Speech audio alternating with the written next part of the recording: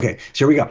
So here's the presentation for, I had this all set up. There we go. Now we're good to go. All right, so Okay, you'd so like me to put your slides up on the yes, screen? put the slides on the screen. And I'm going to show you what I'm you have talking that about. great Yes. art background. So Yes, this is how I always do it. They gave there me we go. 2 years to develop these presentations first before I began writing. So here's kind of the fuse that leads up to the explosive appearance of Jesus. Here's what we're doing in this book. We're saying, hey, if you don't, I do a lot of no body murders, and that's where someone gets rid of the body and they claim this person ran off.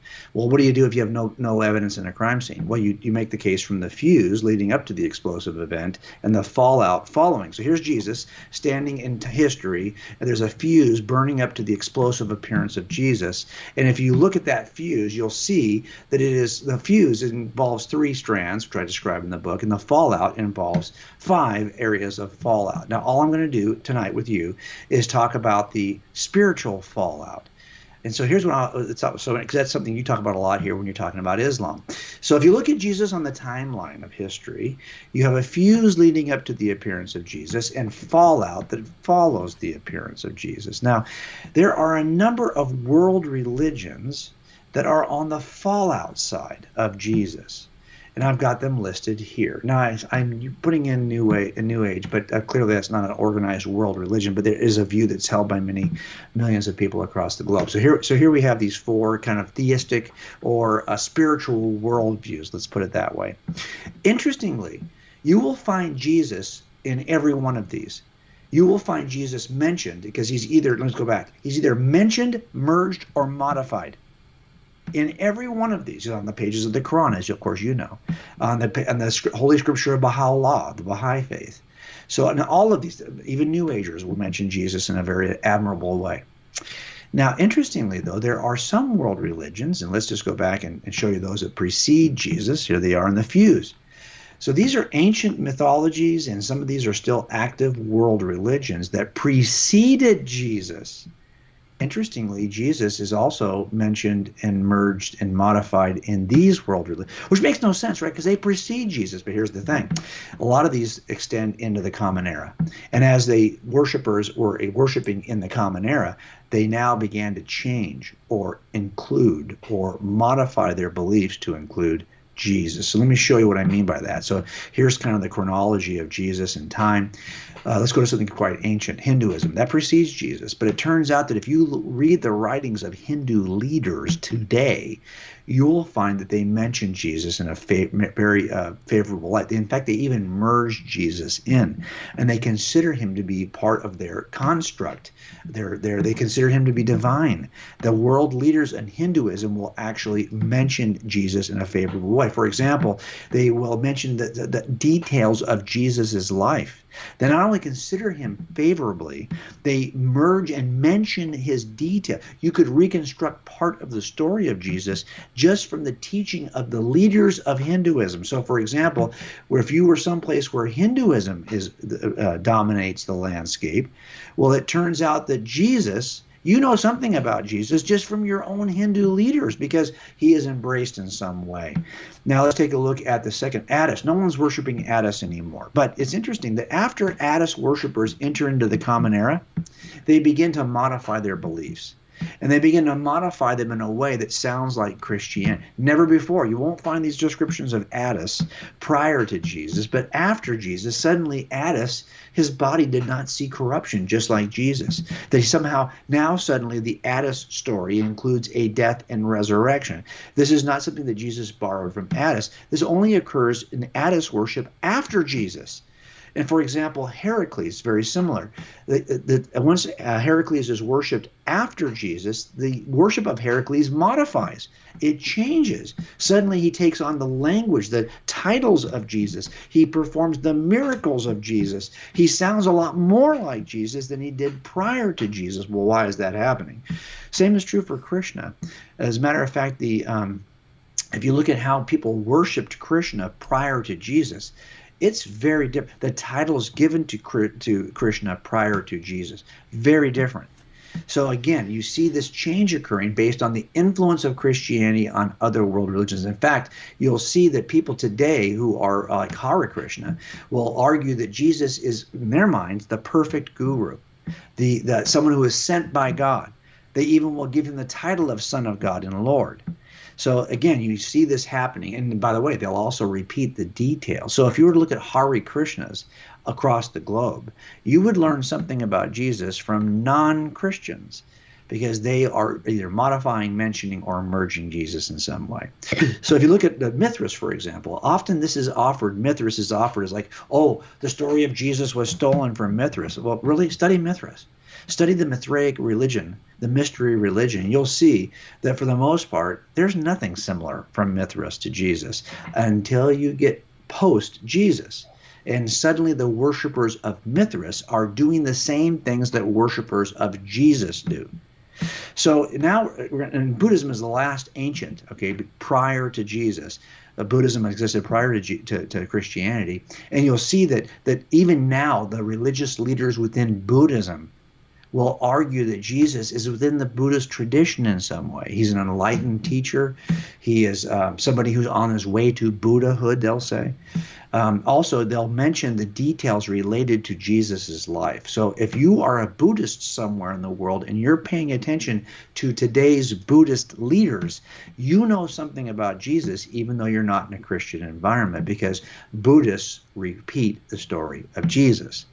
And now this is all of the people who precede Jesus. And I'm just doing this illustration so you can see that they're modifying, merging, or mentioning Jesus even today for those groups that still worship today. But now let's go to those who follow Jesus, like Islam. Well, I don't need to tell you about this because you already know that there's a role. Jesus is on the pages of the Quran and on the pages of Islamic scripture.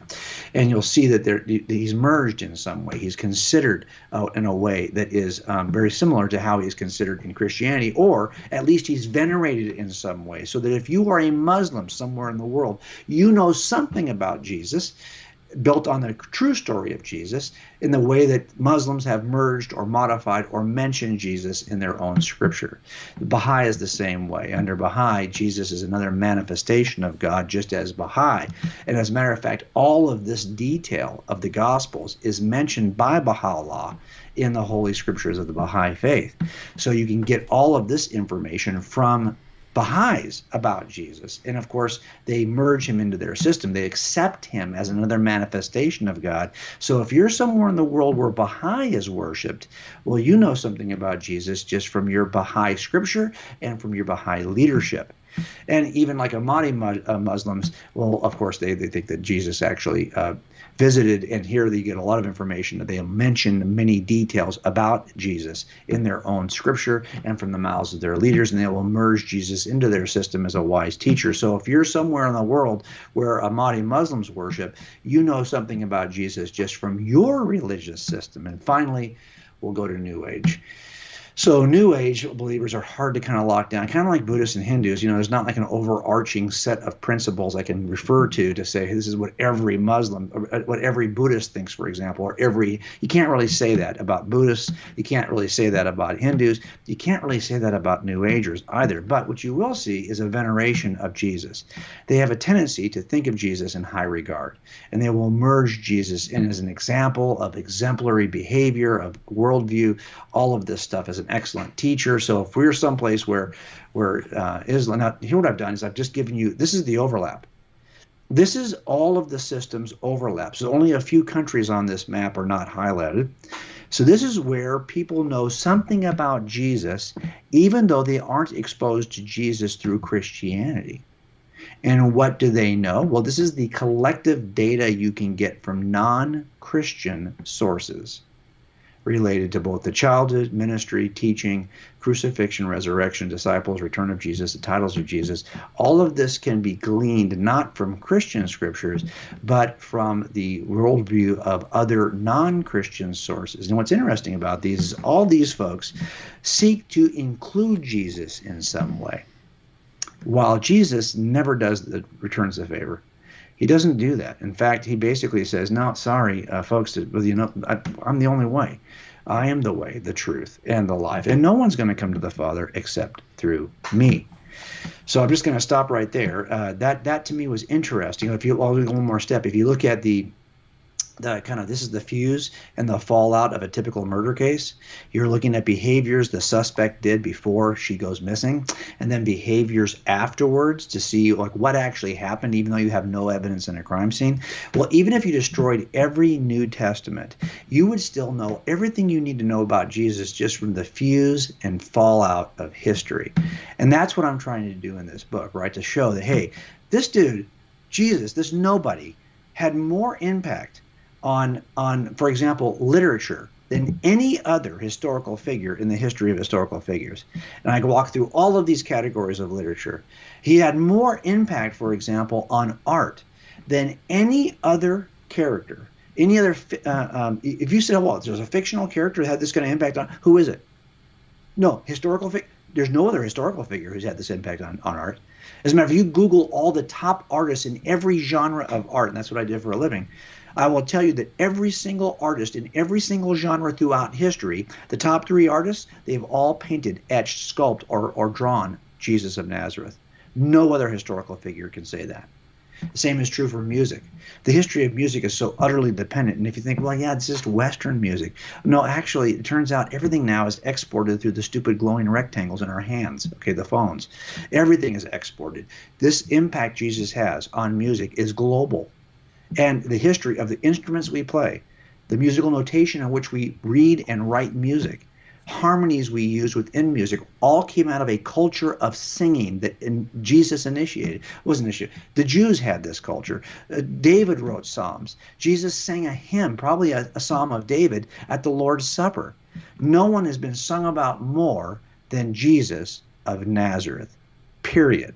And all of our educational, if you think you know anything about upper education, the kinds of universities that we know today were founded by Christ followers who were raised up in a worldview that is a teaching worldview. Jesus said, tell you what, make disciples, teaching them everything I have taught you. He initiates a teaching culture. And as a matter of fact, all of the scientists in history who mattered, the scientists who founded the major scientific disciplines, for example, during the scientific revolution, sorry, they're not Muslim. They're Christian. There was a golden age of scientific discovery within Islam, but it was superseded and overwhelmed by the Christian worldview that is now responsible for more founders, fathers, and mothers of scientific disciplines than any other group, than all other groups combined. Not only that, you can reconstruct more about Jesus from science fathers than you can from church fathers. That's how much they wrote about Jesus. And finally, there's the thing we talked about tonight, which is world religions. No one has had this impact on world religions. So this is why I'm going to stop sharing this. Well, I'll let you stop sharing the screen. So this is why, David, I am so committed to this project, because I feel like we just have not been taught this in schools. For the most part, we don't hear about this, the impact of Jesus. We've forgotten that we're standing on the shoulders of Jesus of Nazareth and his followers. In all the things that mattered to me as an atheist, that was art, literature, music, education, science.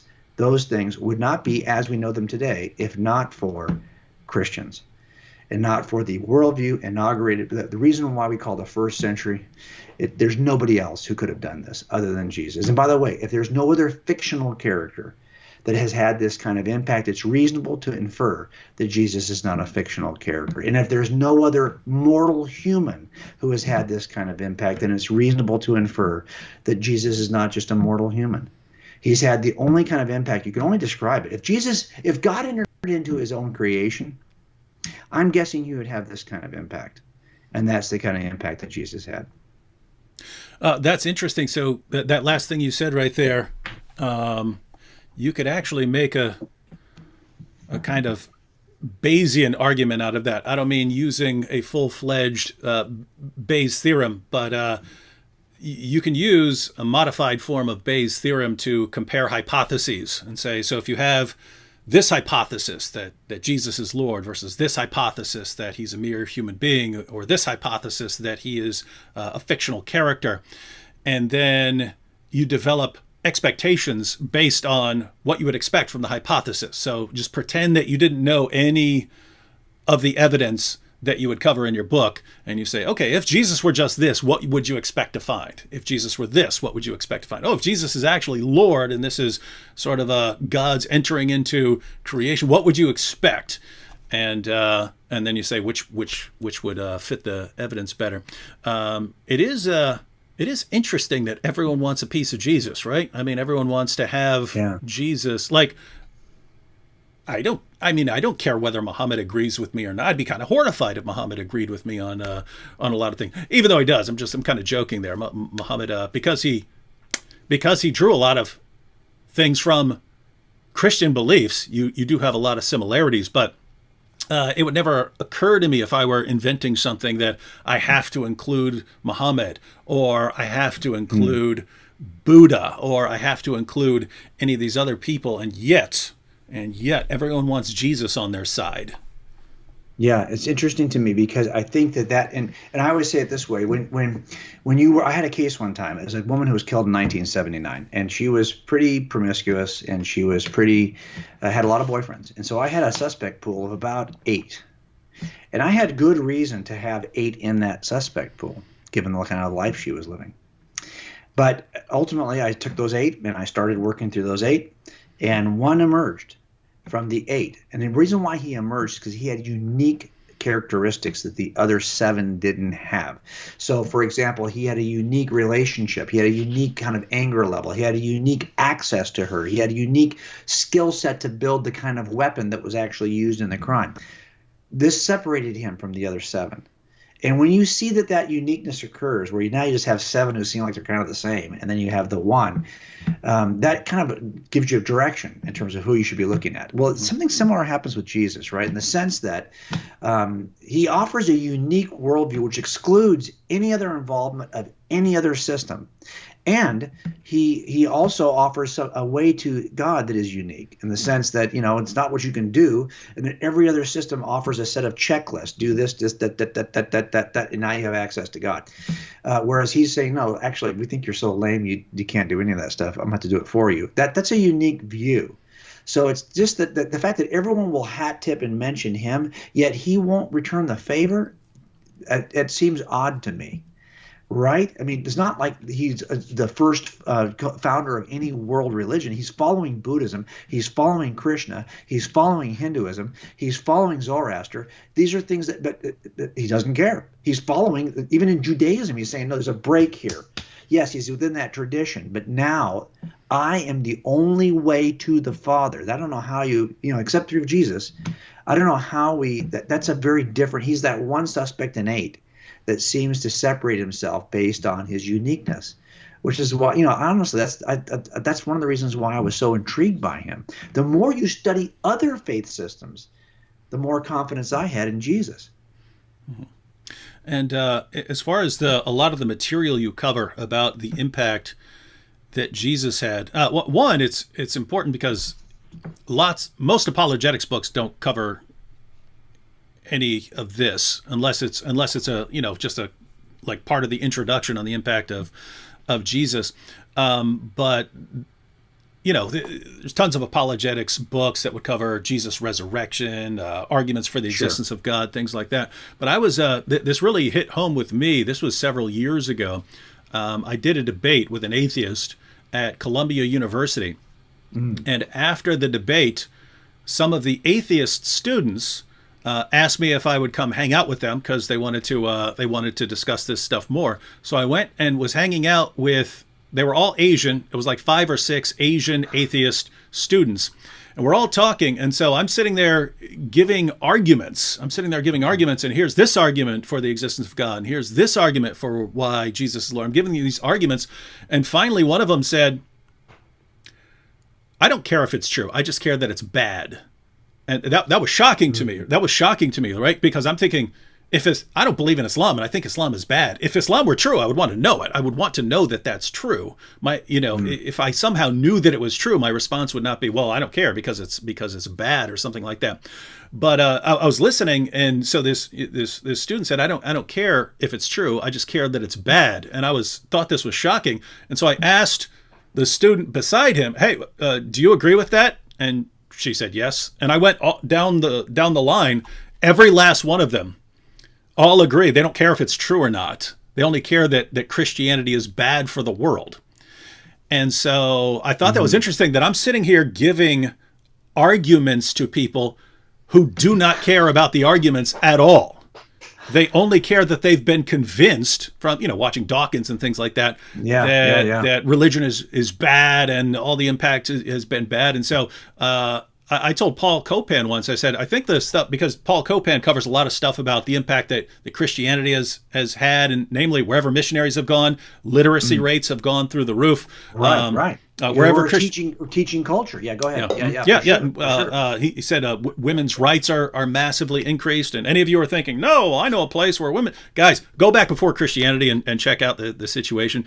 The work ethic in why Europe took off massively is because it was like part of Orthodox Protestantism that a certain work ethic is that work was good. It's good to work really hard and so on. And things just took off. And so it's and then as you were talking about on science, like the atheists almost had me convinced for a while that they were the driving force and stuff. And so as you go back, I mean, for the first 2 centuries, the entire scientific revolution, everyone there is either a Catholic Christian, a Protestant Christian, or some sort of heretical Christian, but they all believe in God, they all believe in the Bible.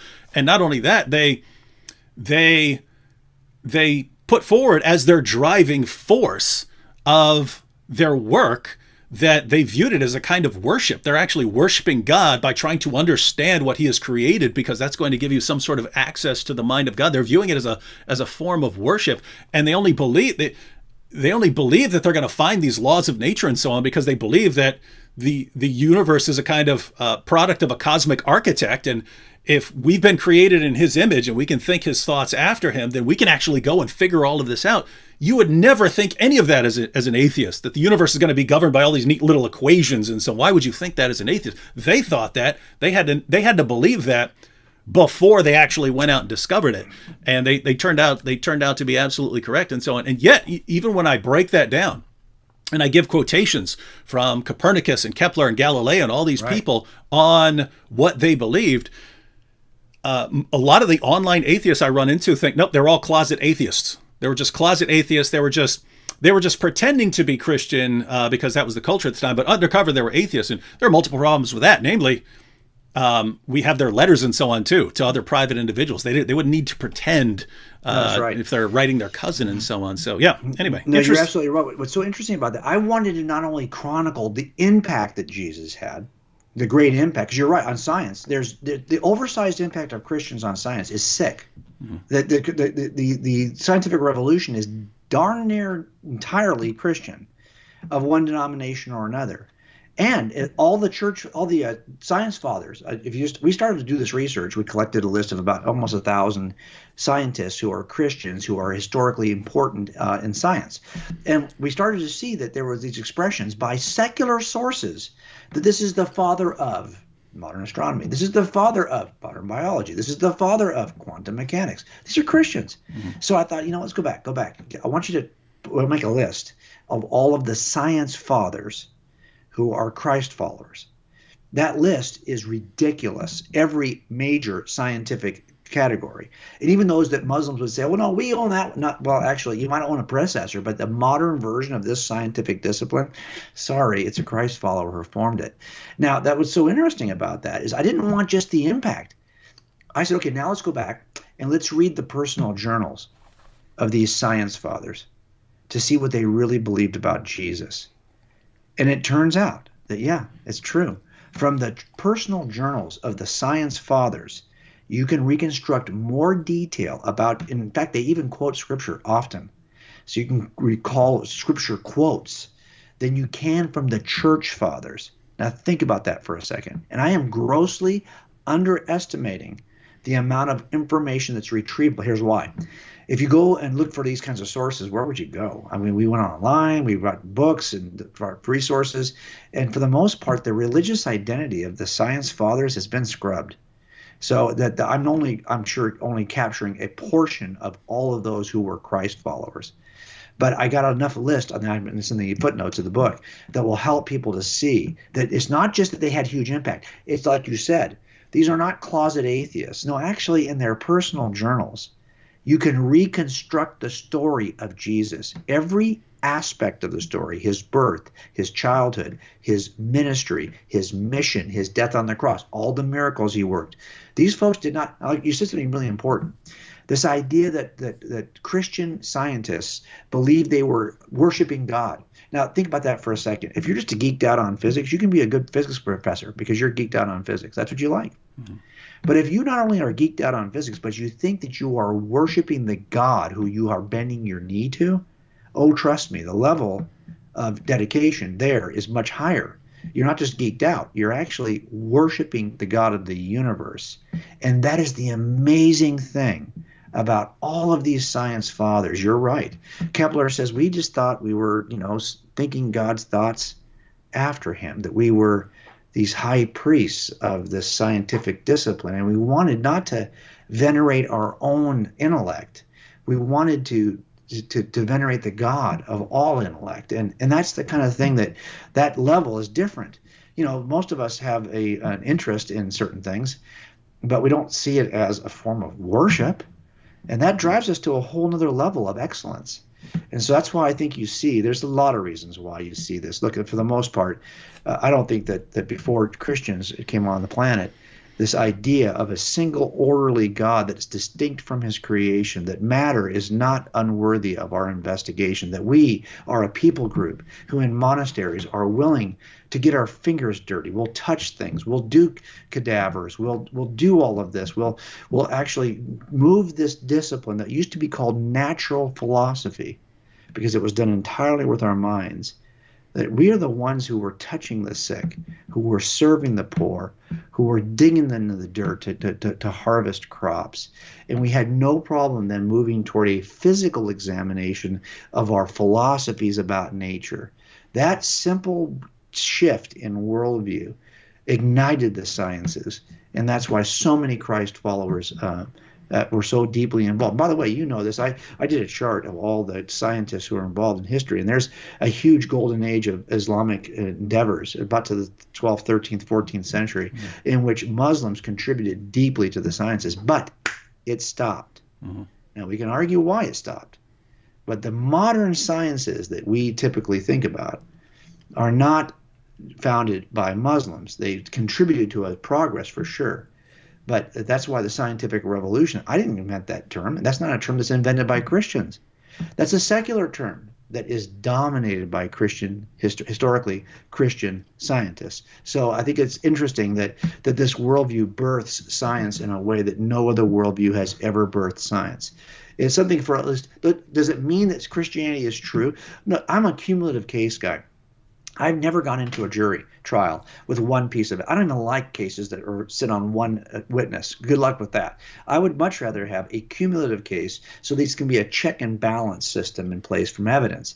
And that's what we have here. That this one aspect of history does not demonstrate that Jesus is God. But when you put the whole case together, it's harder, I think, to ignore who Jesus really was. And the scientific aspect kind of fits the same pattern as the other issues you mentioned, in that the religions that came after Jesus, they tried to incorporate him somehow. And even the religions that came before Jesus, they tried to rewrite the script a little bit to include Jesus after Jesus came along. But then you have like the scientific revolution. And now, of course, you have plenty of atheist scientists now. But yes. It's like they're doing the same thing that Islam did. They're taking some parts that they couldn't kind of function without, that they still want a piece of it. And so, I mean, I'm not talking about them making Jesus a great moral teacher and trying to get him that way, but the idea that this universe is created by a mind, and you've seen the artwork back then. They would depict like God, like compasses and so on. That yes. God is this architect and so on. He's calculating everything, and so there. On the one hand, there's this idea that a powerful mind is behind all of this, and therefore that there are laws governing it, like the same sort of laws that an architect would use.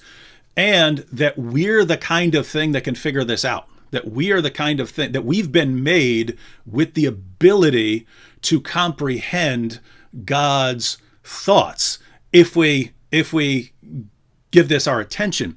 And notice, neither one of those things would make any sense on atheism. It wouldn't make any sense to think that there's a mind, or that this mind use all these laws to govern the universe. And second, why would you think that we're the kinds of things? I mean, we're smarter than rats, but all of our abilities, all of our cognitive faculties, according to the standard atheistic picture, all of our cognitive faculties were selected because they helped us survive and reproduce.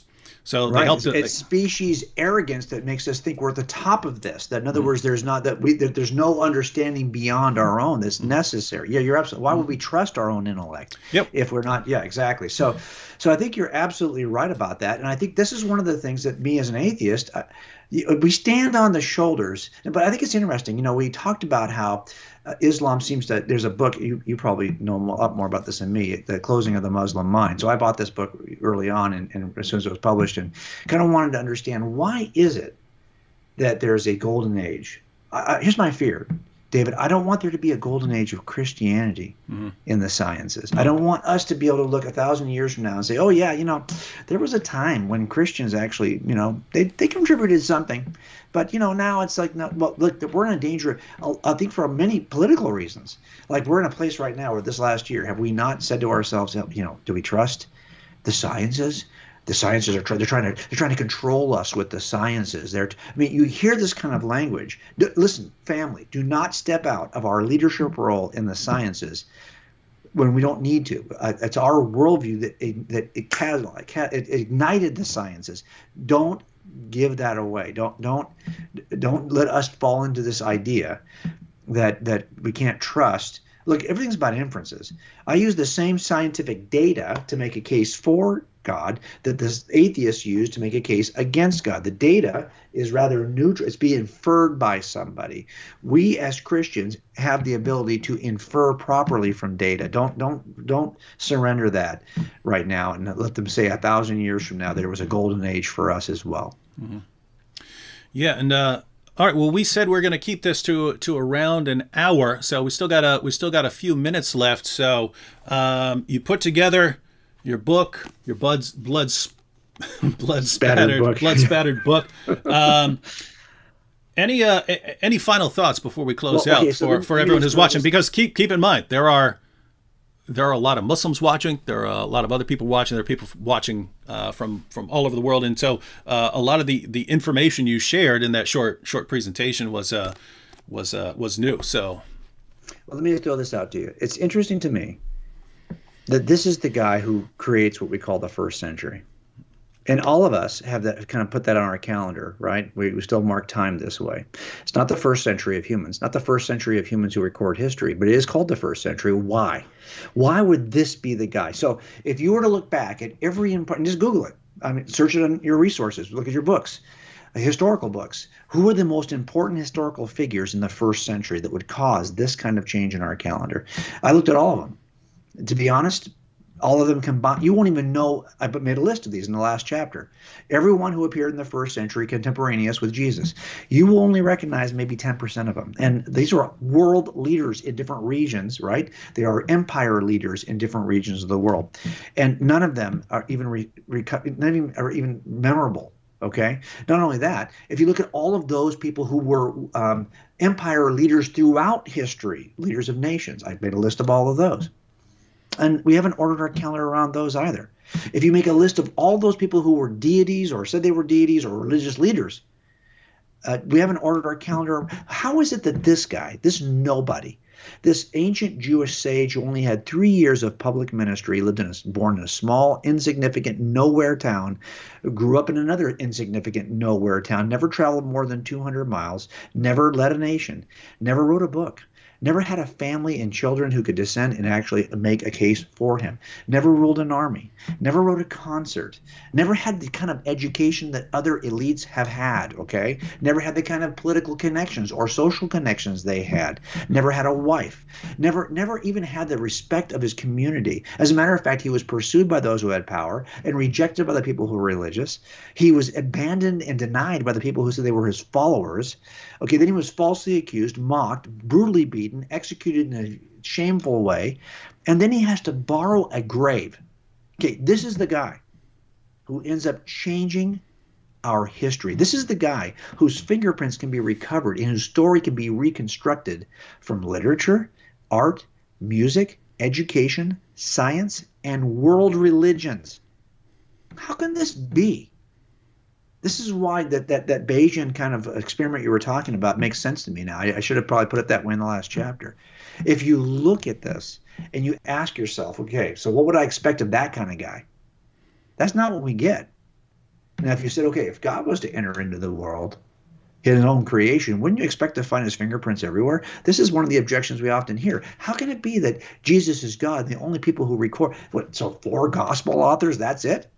Well, no. Yeah, but you're just not aware. I mean, maybe you haven't been paying attention to all the other literature, art, music, education, and science that's built on that Christian worldview that repeats and reiterates the story of Jesus.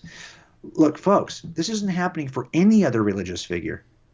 This just happens to this nobody. Because that nobody ends up being a somebody. It's not a person of interest to begin with. He was never a person. Look, this is what he said.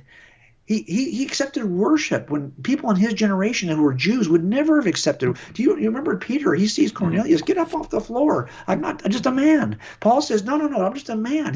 Don't be worshiping me. Jesus repeatedly accepts the worship at every stage of his life of other humans. He says the angels belong to him. He said he came from a different world. He and the Father were one. He uses the great I am. He spoke as God. He never spoke like, hey, the Lord Almighty says. No, he said, I say to you. He spoke as God, not for God. This is a guy who claimed to be God. And it turns out his impact is what you would expect from God. Why would you? And by the way, and everyone else is mentioning it. Everyone else is, if you're listening to this and you're not a Christian, you already have Jesus in your system. And we don't have your leader in our system. Because it turns out the God of the universe is kind of a jealous God who wants us to give him alone our devotion. So it seems to me that if you're going to start anywhere as a spiritual seeker, you should start with Jesus because he's everywhere else anyway. Mm-hmm. So why not just start with him? And only he has had this kind of impact on history.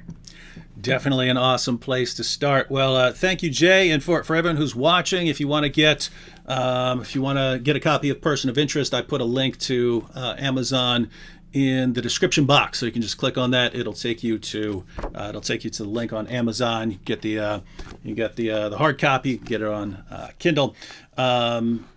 Jay, if you ever just want to say in closing, if there's ever any suspects and you know they're definitely guilty, but you just don't have the evidence, tell me where to find them. The Dizzle will take care of it. All right. I know. You know what? I was just thinking, you were introducing yourself earlier, David. You have to give me a nickname. I feel like I need a nickname.